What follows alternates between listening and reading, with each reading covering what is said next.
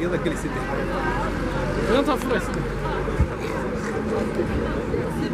بسم الله الرحمن الرحيم ومahadsantihiin kasoo qaybgalayaasha barnaamijka shirkadda isgaadhsiinta casriga ee samtel ay ugu talagashay inay abaalmarino kala duwan ay ku siiso macaamiisheeda maanta waa maalin kaloo weyn waa munaasabad kaloo ballaaran mid ka mid a macaamiisha shirkadda isgaadhsiinta casriga ee samtel baa ku guulaysan doona gaadhigii labaad oo ah gaadhiga halkaa idinka muuqda oo ah gaadhi cusub oo Hyundai ah oo sanadka 2020ka warshada ka soo baxay waxa afka qalad 0 kilomitir loogu yeedhaa ama markii koowaad la kaxaysta ay noqonayso macaamiilka ku guulaystaana waxa uu noqonayaa qofkii koowaad ee gaadhigaasi kaxaysta hore waxa lagu guulaystay gaadhi hore waxa si mudan maanta qudheeda gaadhi kaliya laguma guulaysanayay abaalmarino 250 abaalmarinood gaadhaya ayay macaamiisha kala duwan ee shirkadda isgaadhsiinta casriga Samtel ay ku guulaysan doonaan kuwaasi oo qaybka 5,000 abaalmarinood ay macaamiisha shirkadda isgaadhsiinta casriga Samtel loogu talagalay munaasabadana waynu daahfurnaynaa waxaanu u mahadcelinaynaa dhammaan dadka nagala soo qayb galay oo goobtani ku sugan anagoo ka codsanaynaa in wadada laga soo fogaado si baabuurta ay noo helaan meel ay naga dhaafaan hareerahana la soo istaago aad iyo aad dhammaantiin mahadsan tihiin maadaama aynu ummad islaama nahay aayadaha quraanka kariimka ah munaasabaddeena ku daahfuran doonaa waxaan u yeeri doonaa Bashiir Cabdiraxmaan Bashiir oo aayadaha quraanka aynu akhriyi doona waa mahadsantiin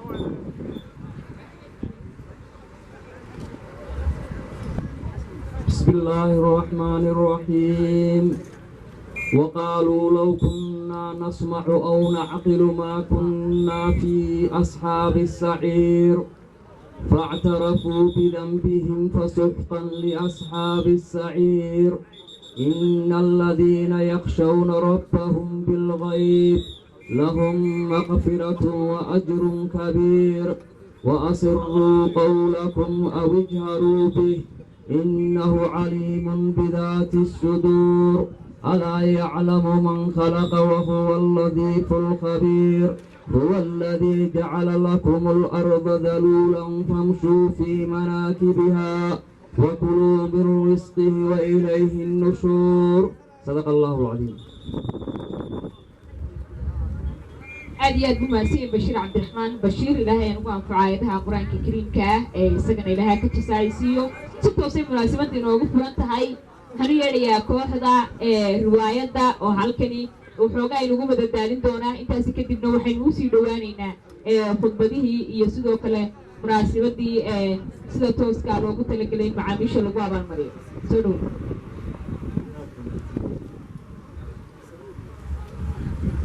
بسم الله الرحمن الرحيم aad baan u salaamay dhammaan marka sharafkan quruxda badan ee kasoo qayb gashay todobaadkii saddexaad ee shirkadda Samtel ay macaamiishooda ku tala gashay horta intaan riwaayadna waxaan doonayaa si gabaya oo maasayr riwaayad ka bilaabantay in halkan idinka soo jeediyo marka hore oo aan ku cabirayo sida ay shirkaddan ugu noqotay Samtel ee Soomaaliya dhexdeeda ugu noqotay shirkad aan la mid ahay shirkadaha kale oo bulshada la saaxiiba marka maasada waxay ku bilaabanaysaa saadaashu kale wacan warna kale satroona farxad baa sidaayay soo dhawow weynow sayladaha adduunyada iyo suuqa ganacsiga suuqii la joogaba wax ku soo siyaadiya sancayaab la aragtay deegaanadii Soomaalida shirkad sida cadeed iyo sayruuq oo kale u siraaday mootoo la yiraahdo Samtel oo dadku saayado la yiraahdo Samtel boqol sariya dheeyaad sooyaalka taariikh adeegyahan soo maray dadka suurta galiso bulshadiisu fududay isticmaalka Samtel waxaad u sabooreen waxba yaanay siinka saad ula fogaani hambaliyada lidii sida aan sara jawaabtay ila soo macbiiliyo sibi kaarka Samtel nisi taaba liibaan haddii aad safraysto saaran tahay diyaarado ama aad socdaaltood meel dheer ku sugan tahay مستقرا عطانتي عدك صودا عايز تبيع ويا هذا الكيساني لو مقلايو تليفون سيدشان Samtel waa hormoodkii 7 kaynu joogno casriga la socota satellite-ka hawadiya samagaadka guudiyada saxankii u fiicnaa signal ku xasiyo Samtel waa hormoodkii casriga la socota shirkadaha sideeda Samtel lama sinaato sagal hore oo tahay sirba wayda curatiyo sagal hore oo tahay Samtel looga dhigantayo sanadkiiba xaqiiqadu siday tahay dadii wastaan la socotaan sanadkiiba dhowr jeebay macaamiisha samtel sooriya ayuu leeyahay abaalmarin la siiyaa xaqiiqada ku salaysan xaqiiqado samtel waa hormuudkii sabankaynu joognee soomaaliya dhammaantiin saaxiibkii macaamiisha samtel wada adeegsada bismillaahi raxmaan yaale otow maanta wariyaa oo iwaran war heedhe war heedhe war waxaan ku yidhi samtel baad ku maydha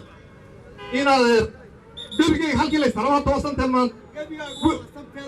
waxaan ku yidhi weliba aniga imika in badan kowdhe markaan ahay qof dan yara dantaydan ka duulaya dantayda markaan ka duulayana eenan cid baa ale iyo qofkaasaa ku jira iyo saaxiibaan ku lahaan cidowgo waxaan eegayaa dantayda internet jaban ii dahab jaban adeegyo wada jaban samtel